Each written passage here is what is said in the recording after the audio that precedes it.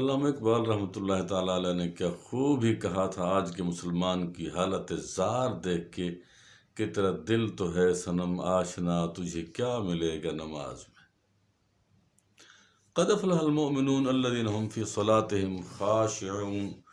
نمازیں سارے پڑھتے ہیں، سارے نمازی ہیں، 5 وقت کے نمازی ہیں، سارے سال کے نمازی ہیں، لیکن نماز کا ایک آفاقی قانون ہے کہ ان الصلاۃ تنہی عن الفحشاء والمنکر، کہ بے شک نماز بے حیائی اور برائی سے روکتی ہے۔ تو آج کے نمازی کے اخلاق و عادات و اطوار کو دیکھیں تو ہر کسی کا تجربہ ہوگا کہ بندہ 5 وقت کا نماز بھی ہے، بےمانی بھی کرتا ہے، سود خوری بھی کرتا ہے، بد اخلاقی بھی کرتا ہے۔ شاید ایک جاہل بندے سے اخلاق کی امید کی جا سکے، لیکن اکثر نمازی حاجی غازیوں کو دیکھا ہے کہ کاروبار میں ایسے سخت ہوتے ہیں، لین دین میں ایسے سخت ہوتے ہیں کہ عام آدمی کا جینا محال کر دیتے ہیں۔ وجہ کیا ہے اس کی؟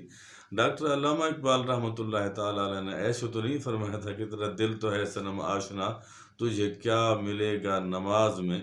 وَمِنَ النَّاسِ مَن يَقُولُ آمَنَّا بِاللَّهِ وَبِالْيَوْمِ الْآخِرِ وَمَا هُم بِمُؤْمِنِينَ يُخَادِعُونَ اللَّهَ وَالَّذِينَ آمَنُوا وَمَا يَخْدَعُونَ إِلَّا أَنفُسَهُمْ وَمَا يَشْعُرُونَ۔ 20 آیاتیں ایسی ہیں جو کہ ہمیں بتا رہی ہیں کہ وہ لوگ ہیں جو منہ سے تو کہتے ہیں کہ ہم اللہ اور اللہ کے رسول کے اوپر ایمان لائے ہیں، لیکن وہ ایمان نہیں لاتے، لیکن وہ مومن نہیں ہیں، دھوکہ دینے کی کوشش کر رہے ہیں اللہ کو اور ایمان والوں کو، حالانکہ اپنے آپ کو دھوکہ دے رہے ہیں، لیکن شیطان نے ان کی عقل کے اوپر پردہ ڈال دیا ہے۔ وجہ کیا ہے؟ نماز فائدہ نہیں دیتی، اس کو تلاوت فائدہ نہیں دیتی، پورا قرآن پاک پڑھ جاتا ہے، گردن کے اوپر سے گزر جاتا ہے، حلق کے اوپر رہتا ہے، سینے میں اترتا ہی نہیں ہے۔ وجہ کیا ہے؟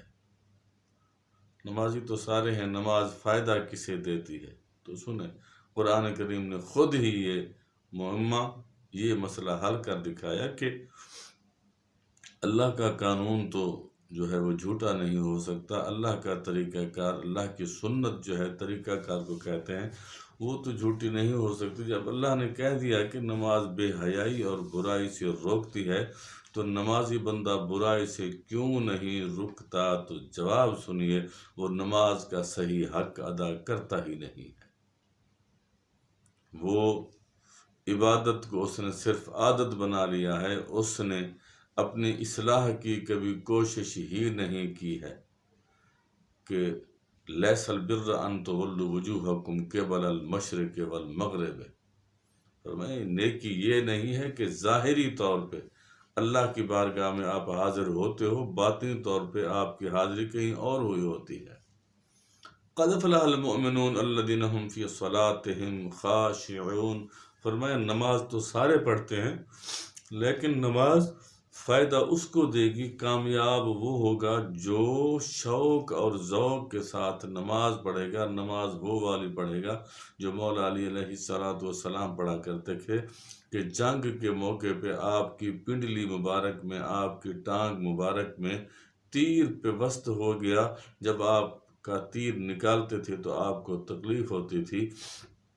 صحابہ کرام رضوان اللہ تعالیٰ علیہم اجمعین نے فیصلہ کیا، مشورہ کیا کہ آپ نماز اتنے انہماک کے ساتھ پڑھتے ہیں، توجہ کے ساتھ پڑھتے ہیں، اللہ کے ساتھ ہم کلام ہوتے ہیں، اللہ کے ساتھ آپ باتیں کر رہے ہوتے ہیں، تو اسی وقت آپ کے پنڈلی مبارک کا تیر نکالا جائے تو تب بات بنے گی۔ تو جب آپ کا تیر نکالا گیا، خون اتنا تھا کہ صف بھر گئی تھی، آپ سے پوچھا گیا کہ حضور آپ کو تکلیف نہیں ہوئی؟ آپ تو پنڈلی مبارک کو ہاتھ نہیں لگانے دیتے تھے، تو یہ آپ نے کیسے نکلوا لیا؟ آپ نے پتہ ہے کیا فرمایا؟ آپ نے فرمایا کہ میں جب نماز میں ہوتا ہوں تو میں دیکھتا ہوں کہ پتہ نہیں میری نماز قبول ہے یا نہیں ہے، میں تو اللہ کے ساتھ محو گفتگو ہوتا ہوں، اللہ کے ساتھ راز و نیاز کی باتیں کر رہا ہوتا ہوں، مناجات کر رہا ہوتا ہوں، اللہ سے مانگ رہا ہوتا ہوں، اللہ کو منا رہا ہوتا ہوں، تو مجھے کسی غیر کی جو ہے وہ پرواہ کیسے ہو، اپنی جسم اور جان کی مجھے پرواہ کیسے ہو کہ میں تو اپنے اللہ کی بارگاہ میں حاضر ہوتا ہوں۔ تو وہ نماز ہے جو برائی سے روکتی ہے۔ جب توجہً الی اللہ کر کے نماز پڑھیں گے، نماز کو ذوق اور شوق کے ساتھ پڑھیں گے، نماز کا حقیقی حق ادا کریں گے، تو وہ نماز ہمیں برائی اور بے حیائی سے روکے گی۔ جب ظاہری طور پہ تو ہم حاضر ہوتے ہیں، باطنی طور پہ ہماری حاضری کہیں اور ہوتی ہے، وہ نماز ہمیں کبھی فائدہ نہیں دینے والی۔ ساری عمر بندہ ٹکریں مارتا رہے، وہ نماز فائدہ نہیں دے گی جب تک وہ دل سے نماز نہیں پڑھے گا۔ اب اس کا مطلب یہ بھی نہیں ہے کہ نماز پڑھے ہی نہ۔ حضرت داتا علی حجویری رحمۃ اللہ تعالیٰ علیہ سے پوچھا کہ جی اسی صورتحال پہ بات کی آپ سے کہ نماز میں خیالات تو بے انتہا آتے ہیں، تو پھر کیا کیا جائے؟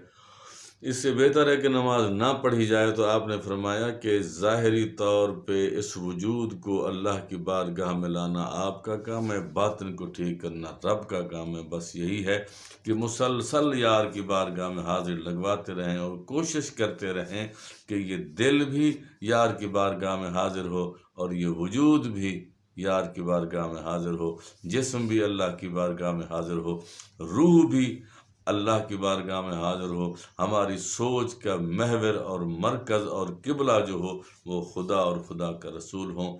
تو پھر نماز نماز ہے، وہی نماز بے حیائی سے روکے گی، وہی نماز برائی سے روکے گی انشاءاللہ۔